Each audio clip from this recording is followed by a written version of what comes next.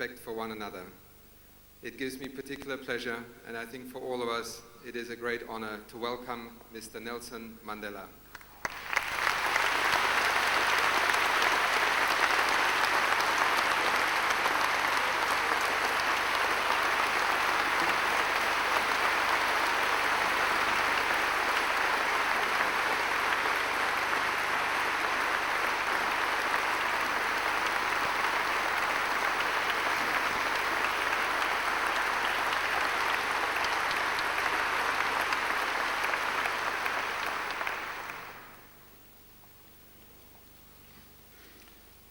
Mr. President,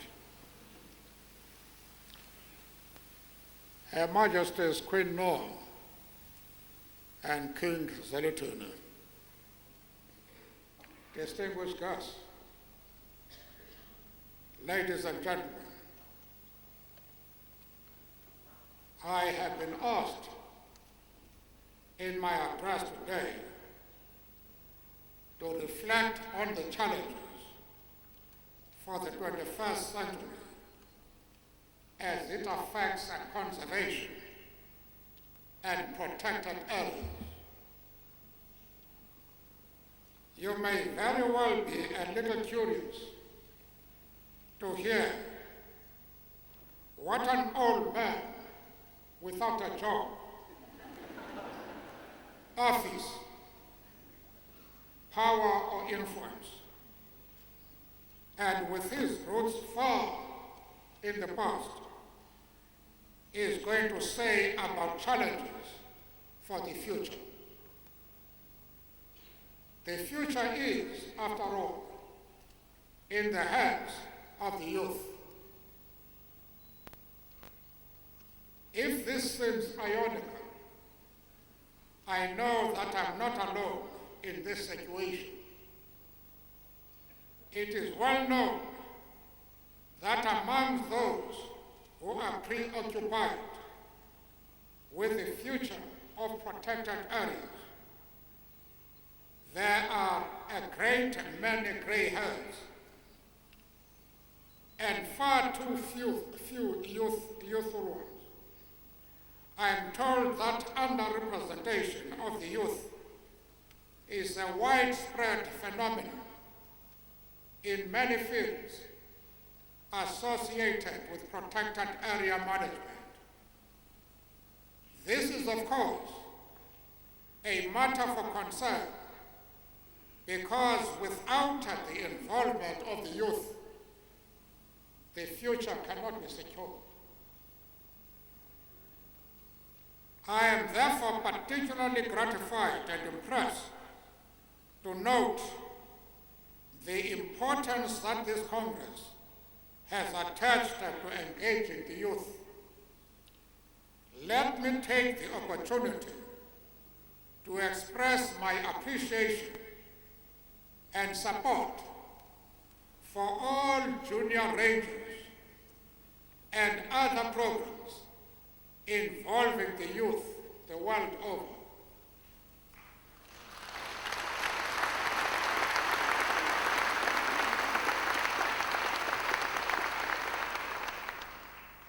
It must surely be one of the greatest challenges for the future to build on such programs, to develop them, and to give them yet higher priority. I am also encouraged to learn that the contribution protected areas can make to alleviating poverty is going to be given serious considerations over the next few days. Our government is justifiably proud of projects such as parks empowering people, working for water, and related programs. In these programs, millions of rands are being spent to create jobs which increase the effectiveness and viability of our protected areas by removing alien plant species and building infrastructure, visitor facilities, roads, and fencing. By these means, people in need are provided with a living, at the same time involving them in protected area development, increasing their capacity and awareness. It will be a challenge for the future to develop these and other programs and to analyze both their successes and their shortcomings in making protected areas relevant to the poor. We know that the key to a sustainable future for protected areas lies in the development of partnerships. It is only through alliances and partnerships that protected areas can be made relevant to the needs of society. In Southern Africa, we are in the process of laying the groundwork for very exciting partnerships in the field of transboundary conservation. The countries of Southern Africa are working together to challenge the rigidity of their national boundaries, developing opportunities and potential for both biodiversity conservation and tourism that would be impossible to reach through individual and uncoordinated efforts. Fully realizing this potential will take time. The plans for transboundary protected areas that have been laid now will need to be carefully developed and implemented before they will finally and fully bear fruit. We have entered a phase where there are many promising opportunities. The key challenge for the future will be to realize the full potential of these great opportunities. The aims and objectives of the World Parks Congress have clearly been very well chosen. I wish you every success in your deliberations over the next 10 days, and more importantly, success in your efforts to implement the decisions you will arrive at. A sustainable future for humankind depends on a caring partnership with nature as much as anything else.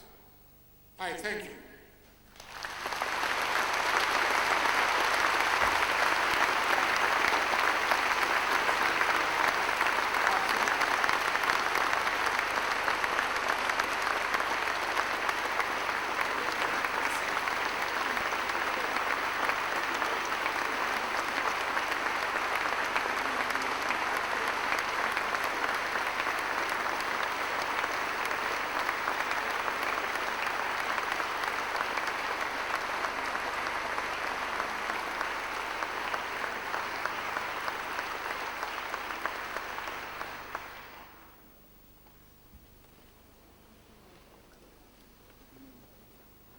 Mr. Mandela, when I was preparing for this evening's introduction, I tried to print out some descriptions of everybody who would be speaking.